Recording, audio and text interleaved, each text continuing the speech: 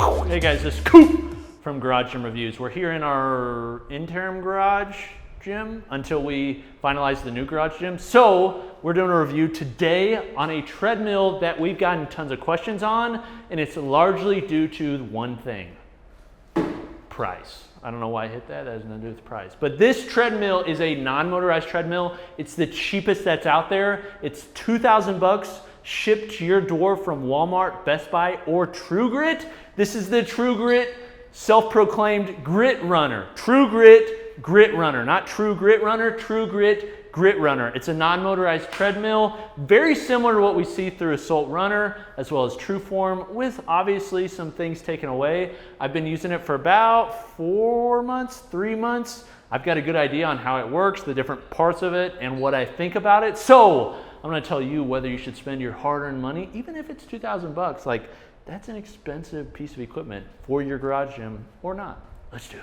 Okay, the first thing that's gonna happen for any piece of equipment is your delivery and like the setup. So I will say this was not the most delightful delivery. In fact, this was probably one of the ugliest deliveries that we've gotten. It had iron sand all over it. It had dust. It looked like it had been sitting in some sort of factory, just smashed down on some shipping container. Like, it was honestly, it was nasty. It was nasty, and I feel really bad for the person that had to put it together. It is put together. Assembly didn't take that long, especially for me, but it didn't take that long for Sam. But it did take some extra time, basically to like wipe it off with Lysol, bleach it, like put it in a bath, acid bath, so we didn't have to freaking get our hands. It was nasty. However, it's now set together and we don't have to worry about it anymore, but just understand, I hope this isn't the case for everybody, but the delivery and setup was And so on the Coop score, it was definitely subpar. It's 2 out of 5. Now, a treadmill is obviously a big piece of equipment, and non-motorized treadmills, they don't fold up. They can be hard to transport. They're just not like the nicest experience. And this one takes up a little bit more space than what we typically see because it's got a somewhat wide belt, but even wider than the belt are these stands that then curve out. It's almost as if they put a Pep Boys edition body kit on this bad boy. Like, they put all these different shrouds to like make it look aerodynamic even though it's never moving. Like, so it's adding all this extra girth, which can be nice, I'm guessing, in their opinion, for the aesthetics and look of it. But in my opinion, it just takes up extra space. And so you can't fold it up, which is typical for non-motorized treadmills. But this one feels just extra wide and large. Like, it's just like a big boy, which is great for people like me that are massive, but people that don't have a ton of space or aren't very large, it can feel like a little bit extra. And the addition to that is like the actual portability. So you will move these, and the way that these are typically moved is this back bar where you lift up and then you move it around. The other issue though is because of that Pep Boys body kit, it's covering the little baby tiny caster, and so when you lift it up, this piece, plastic, touches the ground and then pulls back, and this little caster doesn't move very well. So honestly, the portability and like that aspect of it, the space it's taking up, it's not that great compared to a lot of other treadmills and non-motorized treadmills. So it's a 2 out of 5. Now, the design beyond the bottom like portable piece, because honestly the portability and like that movement piece, that's the least important. What's really the most important is like the design and how that affects your training experience. This is a non-motorized treadmill, meaning that all of the like movement that happens is all coming through your force. It's not coming through anything additional. There's no motor in here. There's really little to fix because there's no motor. It's all due to this heavy slatted deck that then runs on bearings. And in fact, if I pop this open, let's take a look under the Pep Boys hood. If you take a look underneath it, it's just hundreds and hundreds of bearings, which this is the same look as we see from treadmills that cost more than double this one. On the inside, it's got this nice metal frame that is welded together, and then all these bearings that are bolted. That's what allows it to have this smooth roll. So from that perspective, it's actually a decent design in the fact that it's got some sort of lip, although it does force you to stay a little bit farther back from the monitor than I'd like. That's kind of where the midpoint holds, but it allows it to move pretty well. That said, one thing that I don't love about this design, and that can affect safety, are these slats. These slats are a little bit wider than what I typically like. And I don't know if you guys are like me, but I have kids that often play on my treadmills. Like they love coming out and playing on these. And I've had my kids multiple times get their fingers stuck in these slats because they are a little bit wider. And then once they get stuck, it does not feel good. So from a safety perspective, one, I wouldn't want to run on this too much without shoes on. You probably don't do that very much, but I do. Two, just be aware, I wish there was a little bit more, less give in the slats between them. So because of that, overall, the design, I say it's a 3 out of 5. It's not the greatest thing in the world, but it's also not awful. It's just pretty average. I don't know if you want to mention or not, but they do use metal rivets to secure these together. One other thing that came up that I was just thinking of is the way they secure these slats to the actual belt here is with these metal rivets. This is kind of standard, and most people would look at that design and be like, oh yeah, that's okay. It's not super special in that they do that for everyone because these get a lot of wear, but it is nice to see on a cheaper platform. So thank you, Cooper, for coming up with that idea. One piece of this treadmill that is unique from most other treadmills, and one that they're kind of hidden on a lot in their marketing, is this one has resistance. So there are many treadmills out there that have resistance. I think the first one was from a European company called Technogym. It's like a $7,000, $8,000 treadmill. And the idea is you can turn your treadmill that can go from walking and running to then be used for resistance. There's this lever here that has 6 different adjustable resistance components that can make it more resisted. And when you turn that on, it gets more resisted. It feels a lot like walking uphill.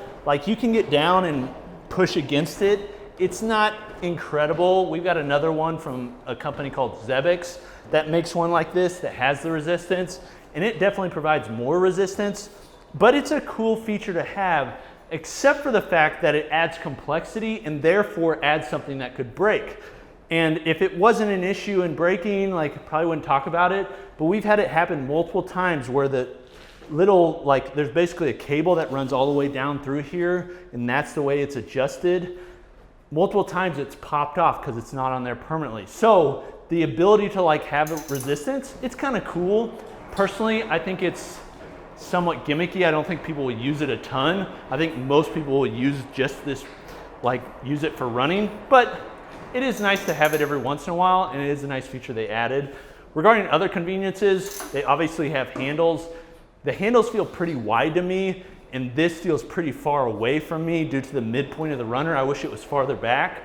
It obviously has a monitor. There's no cup holders, and there's a phone holder, which is nice and kind of comes standard on most treadmills today. So all that said, these conveniences and accessory factors, it's cool they added them, but I don't feel like they really put it above any other treadmill. So I think they're pretty average.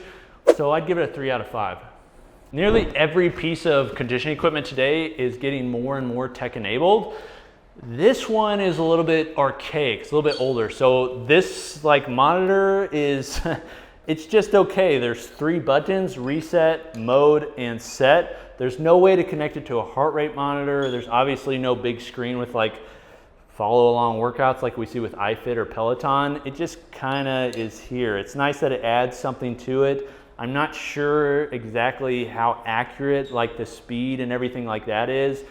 It obviously tells time, which is nice. For most people, I think this is good enough for the price point. However, it's nothing to ride home about. So on the back here, there's these 2 holes that show pulse and sensor, but there's no cords coming out. There's nothing to plug into them. I don't know if it was an idea maybe for later adoption or something like that, but currently there's no wireless heart rate monitor, which is really what you'd want. And if it is wired, there's nothing really to plug in. So it's here, and in fact, they spelled sensor, Spencer, with an F, Spencer. So I just noticed that. I don't know what Spencer is. Maybe I'm the idiot here. So maybe that's some code word for supercalifragilisticexpialidocious rinser. However, the tech capabilities, it's not what we see with other treadmills. It's not that much worse than most non-motorized treadmills because they're still far behind compared to a Peloton Tread or some of the NordicTrack stuff. That being said, it's not that great. So 2 out of 5. Now, one of the most positive features on the treadmill is the customizations and different components that are available. Resistance is something that's not offered on most treadmills. So it's really nice that it's offered. And the other thing is just like this is standard with non-motorized treadmills, is you're not limited by the speed. There's currently no, at least as far as I know, no non-motorized treadmill that does incline and decline options. So that's not really an option for these when we compare them to most other treadmills. But you can go as fast as you really want to on this.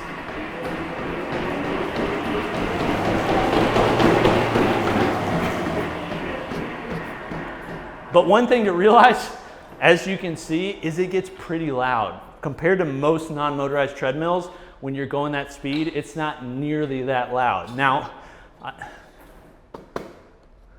I broke the system. I guess I went too fast. That's to be expected when you're going, I think it said 80 miles an hour. But as you could tell, that was pretty freaking loud. So if you're doing a lot of sprints, which I like to on these non-motorized treadmills, because you can just go and then slow down. It's something you can do, but like, it's gonna be loud. That said, one thing you can do that's nice on this, if you wanna slow it down quicker, is hit the resistance, and it'll kind of stop you much quicker than what you'd see with most non-motorized treadmills, because it just flywheels. So, nice feature. I'd say 4 out of 5. Lastly is the value, and this is really like, this is the play. They're going with like branding, Tru Grit, that's like, feels like, I don't know if this is correct, but it feels like roguelike. It's like black and white with like thick text. It's got a cool like logo, like their marketing and photos look really cool. It's making like a little bit lower priced product feel like a little bit higher end, which I think is awesome. Like that people are actually putting time into that. It shows they care about their customer base. Very cool. Now, one thing that I don't absolutely positively love about this is the fact that they're using stickers. Kind of expected with this, you know, level.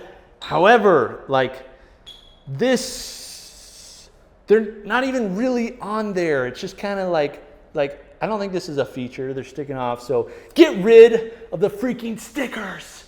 It is a cheaper treadmill. And so we balance like the price with like the features. We come up with the value. This is not the best value treadmill, I think. I think the best value non-motorized treadmill is probably the Assault Runner Pro, not the Elite version, the $3,000 version. It's a much more stout feeling treadmill than this that's been used in every CrossFit gym in the world and just had tons of abuse. This hasn't been used enough, and it does have some durability components that I don't love, like a lot of plastic. Welds don't look all that great, like it sounds really loud.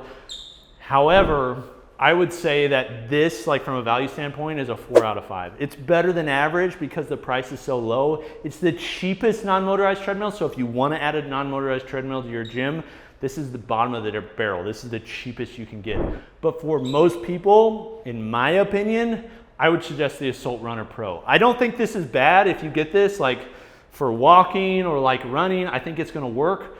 But in comparison, like I would suggest most people spend just $1,000 more to get something that's going to be more like stout and probably last a little bit longer.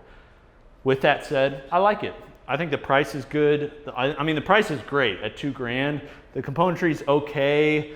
Like, it's middle of the road. It's not fantastic, but it's also not awful like I thought it would probably be once I got it out of the box and saw all the freaking grime and crap everywhere.